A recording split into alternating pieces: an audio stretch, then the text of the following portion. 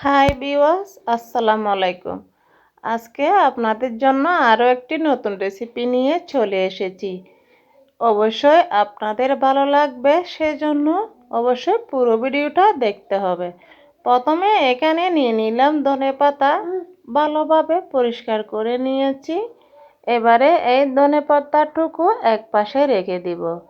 এবারে তৈরি করে নিব ধনেপাতার জন্য একটা পাতলা ডুর জন্য এখানে নিয়ে নিচ্ছি 2 টেবিল চামচ বেসনের গুঁড়া আর 3 টেবিল চামচ ময়দা।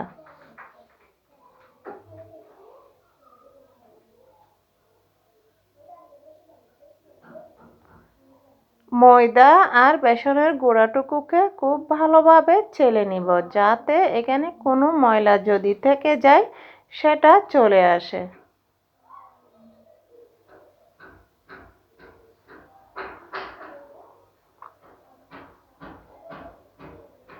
চেলে নিয়েছি। এবারে এখানে দিয়ে দিব হাফ চা চামচ মরিচের গুঁড়া, হাফ চা চামচের থেকেও কম হলুদের গুঁড়া, সামান্য পরিমাণে লবণ,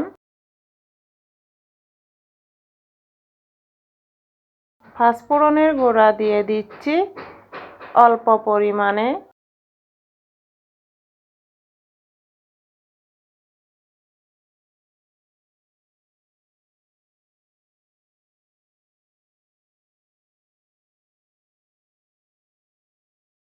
এবারে দিয়ে দিলাম চাট মশলা আর সামান্য পানি দিয়ে একটি ডো তৈরি করে নিব।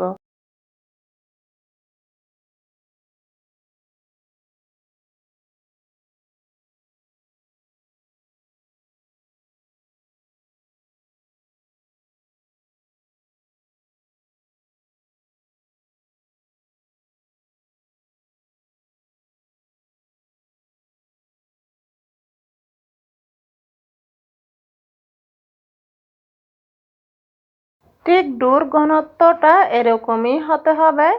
এর থেকে পাতলা হলে ধনেপাতার সঙ্গে ডোটা লাগতে চাইবে না, তাই এরকমই হতে হবে।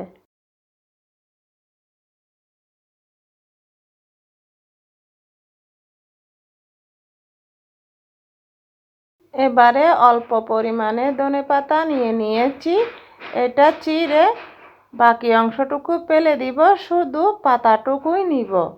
এবারে এই পাশ ওপাশ করে ডো লাগিয়ে দিব, যাতে দুনো পাশ দিয়ে ঠিক ভালোভাবে লেগে যায়।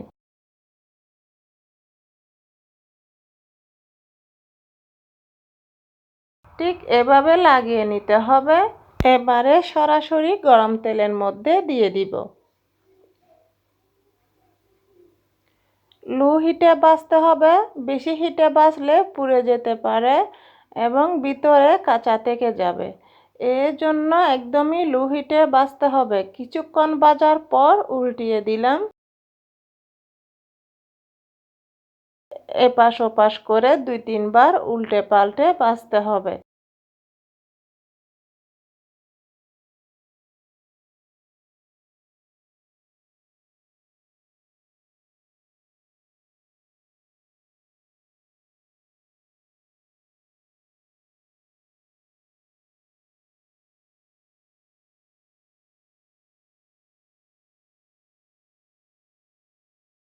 একটা ভাজা হয়ে গেছে।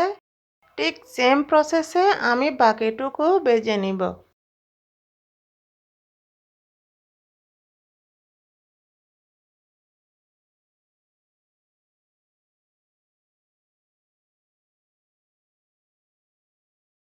আরও একটি দিয়ে দিলাম। একই পদ্ধতিতে এটাকেও ভেজে নিব।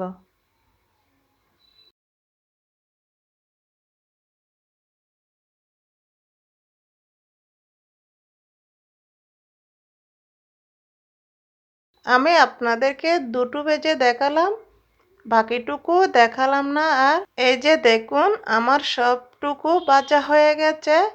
দেখতে মাশাআল্লাহ খুবই সুন্দর লাগতেছে।